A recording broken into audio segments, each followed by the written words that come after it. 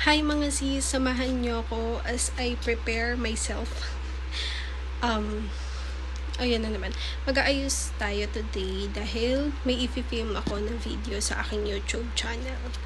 Usually kasi, ang ginagawa ko, nauuna ako mag-film.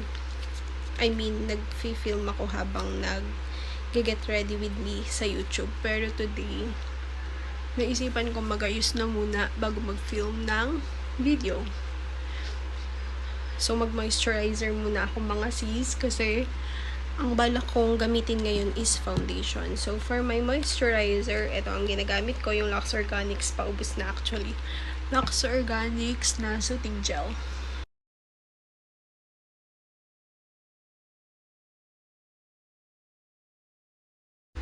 Yan, so tuyo na ang ating soothing gel. Next is, I'm going to use this YOU na foundation. Alam nyo na to mga sis, ilang beses ko na rin napakita dito sa TikTok ko ito. Tagal ko na nga siyang hindi ginamit tapos parang ngayon gusto ko lang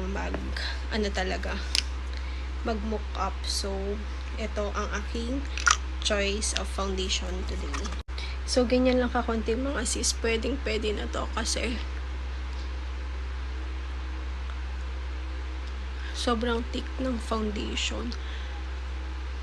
Lately kasi ang ginagamit ko mga sis yung ECN ko na Active Skin Tint. Madalang ko na lang gamitin to. As in, sobrang dalang. Siguro, yung last gamit ko dito is nung nag-film pa ako dito sa YouTube, ay sa TikTok. So, I'm just gonna use my beauty blender. Basa to mga sisa para mas madali siyang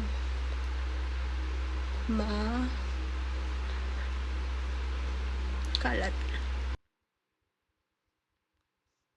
And sabi ko sa inyo na mali yung aking mali yung shade ko dito, but it's okay kasi hindi ko naman ito mahalata sa'yo, pakayos ko lang talaga. So yan, ganda ba? O diba, full coverage pero may dewy na siyang iniiwan mga sis. Kita nyo ba? Sobrang dewy ng skin.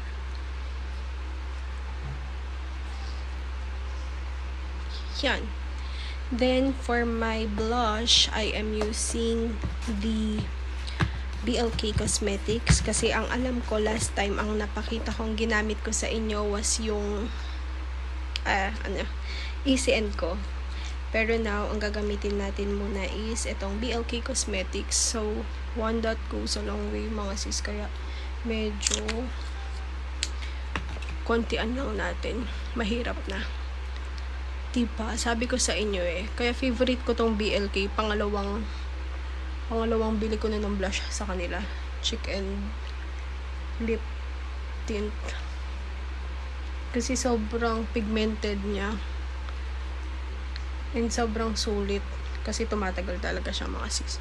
Tingnan nyo yan. Ilang dot lang ginawa ko, diba? Pero, yan na. Then, for my kilay, same mga sis, brush muna natin. Huwag nyo nang pansinin yung mga pimples ko. Lalaki ng pimples ko today. But yan, brush muna natin. And I am using the saan na yun? This one. Sobrang gustong-gusto ko to and i-repurchase ko talaga siya. Actually, pinag-iisipan ko kung bibili ako ng yung Get Ready With Me na eyebrow gel. Kasi last time, nung naghahanap ako ng eyebrow gel, yun talaga yung binabala kong bilhin mga sis, hindi ito. Pero, nung time na bibili ako nung Get Ready With Me na eyebrow gel, sold out kasi siya. So, ito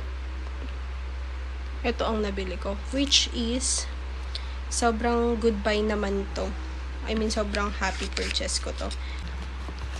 Diba? Kita nyo yung difference na nagawa niya sa aking brows. Sobrang bushy brows na ngayon. Then, for our lips, I'm just going to use the ano kasing tawag doon? Happy Skin. Teka, kunin ko lang. Ito lang pala sa harapan ko. So, as you can see, nakabalot siya dito sa ano kasing tawag dito?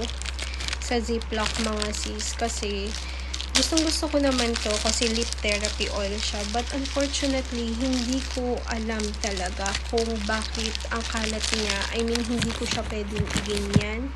Kasi tumatapon yung product mga sis kahit sobrang nakatakip siya. Kayo din ba? Pa-share naman ako kung anong ginagawa nyo dito. Kasi talaga, hindi lang naman ito, dalawa yung happy skin ko na ganyan. Parehas silang tumatapon. Nagkakalat sila. So, diniziplock ko kasi nilalagay ko sa bag ko para hindi siya kumalat. So, yan. That is it for our mock-up.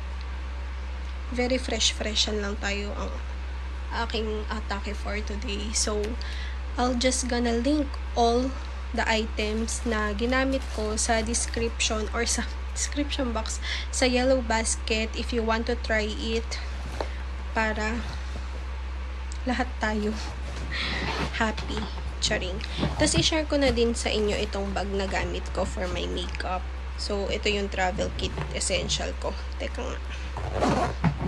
Sarado ko muna kasi dito ko kinuha yung mga makeup ko. So, ito siya. Yan. Kita nyo pa.